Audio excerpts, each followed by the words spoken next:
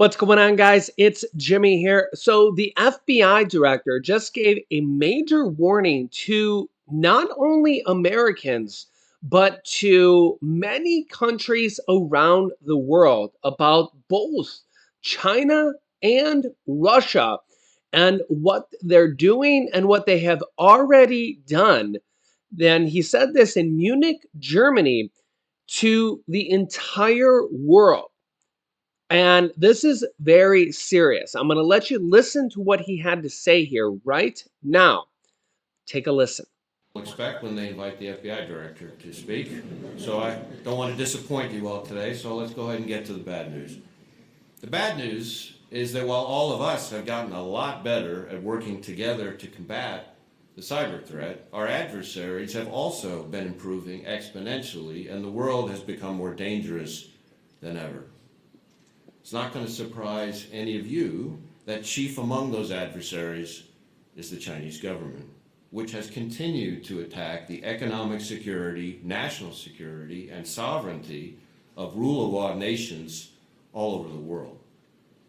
The cyber threat posed by the Chinese government is massive. China's hacking program is larger than that of every other major nation combined.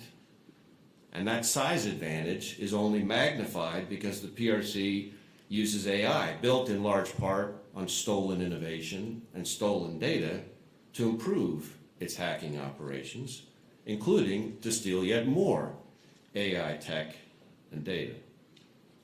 But the PRC cyber threat is made even more harmful by the way the Chinese government combines cyber means with traditional espionage and economic espionage, foreign malign influence, election interference, and transnational repression.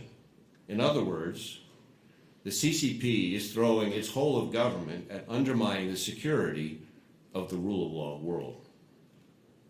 It's hitting us indiscriminately, like in the so-called Hafnium Microsoft Exchange hack, where the PRC compromised managed services providers, hitting tens of thousands of victims, and not just in the United States, but in countries all around the world. Now, you'll notice a theme here, too, in the tools Beijing uses and who it uses them against. China doesn't partner, it bullies. And it bullies targets at every level, from individuals to businesses and organizations to governments. Your country won't toe Beijing's line and insist on standing up for freedom of association and freedom of expression, or for your partners. Well, you might just find illegal PRC police stations in your territory, or MSS officers in China threatening your free-thinking students' grandparents back home. You might find your companies harassed and hacked, targeted by a web of corporate CCP proxies. You might also find PRC hackers lurking in your power stations, your phone companies, etc., poised to take them down when they decide you stepped too far out of line and that hurting your civilian population suits the CCP. And that targeting of critical infrastructure is something I want to take a minute to address. In some respects, it's not anything new. In fact, China-sponsored hackers pre-positioned for potential cyber attacks against U.S. oil and natural gas companies way back in 2011. But these days, it's reached something closer to a fever pitch. What we're seeing now is China's increasing build-out of offensive weapons within our critical infrastructure, poised to attack whenever Beijing decides the time is right. Take, for instance, PRC persistent access the U.S. found in our critical telecommunications, energy, water, and other infrastructure.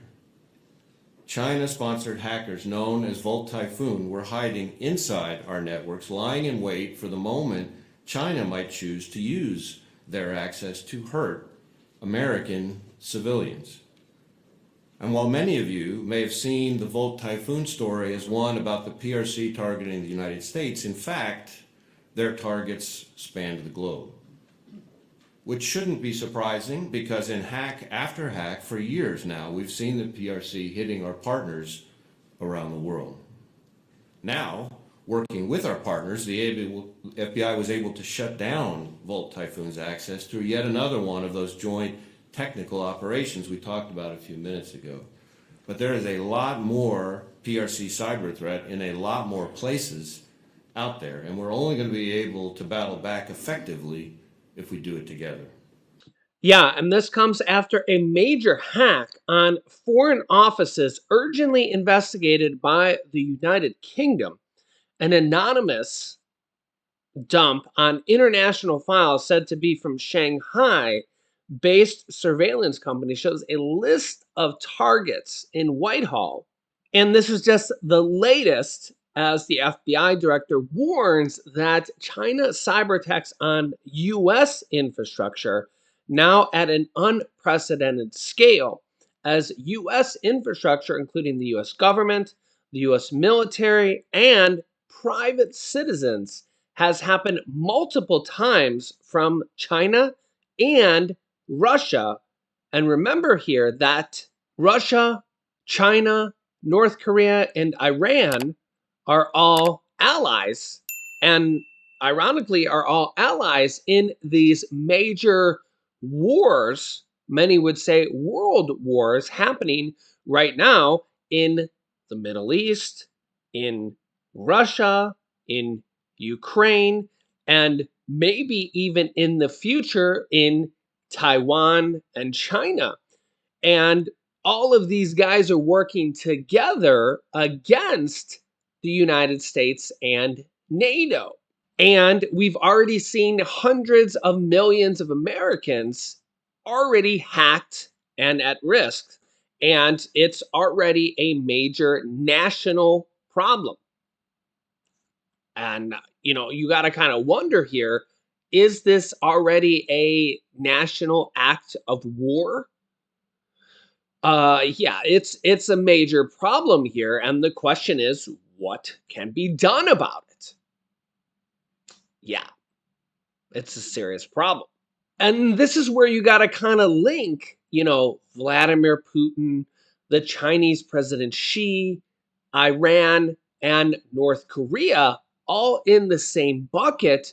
And, it kind of makes you say, you know, their power all together collectively and them hacking the United States, the United Kingdom, NATO, our allies, and American citizens, and thus also, you know, countries like Israel, and not just hacks, but actual attacks, similar to what has been happening here recently. You got to kind of put all this into perspective.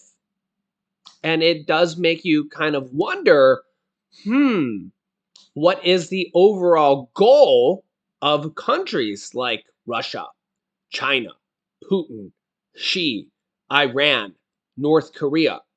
Because all of a sudden, these threats become real when we have two major wars already happening and nuclear threats that all of a sudden might not become just threats. Remember that Putin's threats to invade Ukraine all of a sudden became real. And then all of a sudden, threats of war in the Middle East all of a sudden became real. And, you got to kind of wonder here, what could become real and what could become, what could just remain threats. And Americans are under attack, at least via cyber attacks right now. And people's personal identity and personal information are under attack. And election integrity is under attack. And who knows how much more.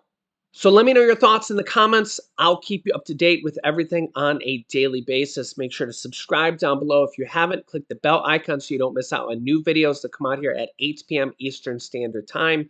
Thank you for liking and sharing these videos. Click here to see a potential $5,000 from Congress, or click here to see the Fed's major warning to Americans. Thanks, and I'll see you in the next video.